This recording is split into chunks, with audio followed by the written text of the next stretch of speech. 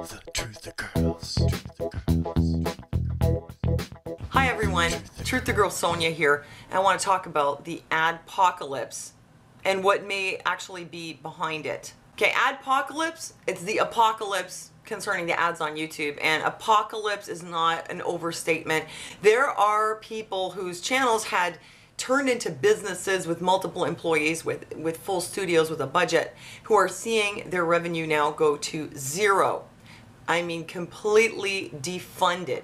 And one example of this is David Pakman from the David Pakman Show. So this guy, David Pakman, his revenue on his channel goes down to zero. He gets a letter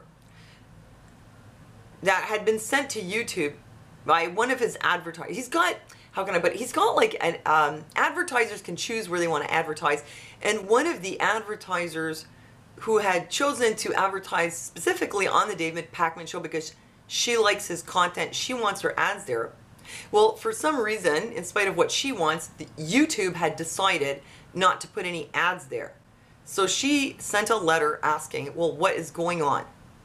And long story short, YouTube said it probably has something to do with his titles or his tags. And some of these offensive words that were included in his content included Son of God. Apparently, YouTube doesn't like Christian content. There was another example of this, which was brought up by the Vigilant Christian Mario on his channel, of a case where people had put the word Christian in the title.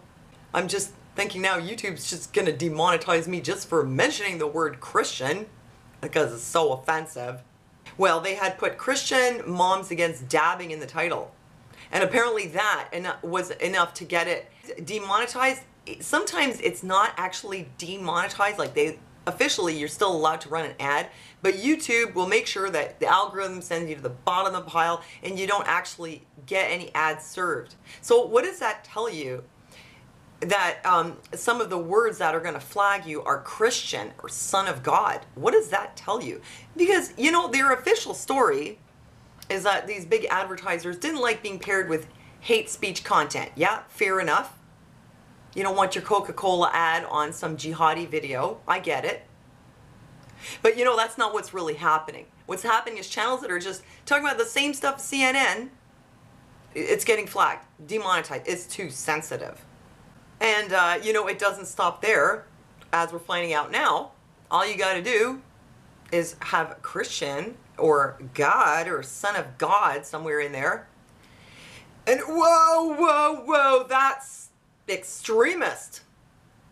Although last time I checked, the majority of Americans and Canadians still identified as Christian. So what are you trying to do here? Knock the Jesus out of YouTube? I'm thinking, yeah, YouTube's probably going to demonetize this video, although they shouldn't. You know, we're not talking about hate speech here. This is really an issue of free speech. People were saying, oh, you know, it's the big corporations are trying to clamp down on free speech. And, you know, I'm trying to be rational, so I'm like, yeah, well, you know, maybe they just really don't want their Coca-Cola ad paired with the jihadi or the Nazi or whatever other awful stuff could be out there. Maybe it's really just about that. I tried to be really, like, not leaning towards it being a conspiracy, but now, I mean, it's kind of obvious that they really are trying to silence the alternative media. And not only that, but if you say anything about being Christian, they're going to put you to the bottom of the algorithm.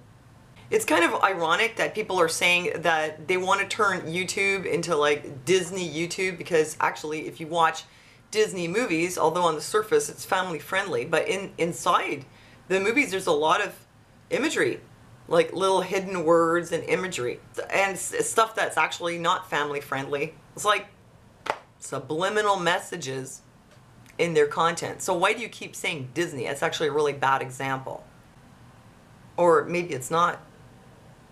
So a lot of YouTubers have gone to other sites like Minds.com and Twitch, and they've opened Patreons or asking for donations on PayPal. And, you know, pretty much like this is what we have to do if we want to keep going making videos. And in case you don't know, I have opened a Patreon. The Patreon is what's going to keep me going even if YouTube screws me, takes off my ads. They're not going to shut me up if I want to talk about Jesus or I want to talk about the news. They're not going to be able to muscle me out of it because I've opened a Patreon, and on there I'm offering a service which is teaching you guys how to make videos of your own. And you know, I actually have a Bachelor of Fine Arts in community-oriented art education, and I did study film and media, so I'm pretty well equipped to do this.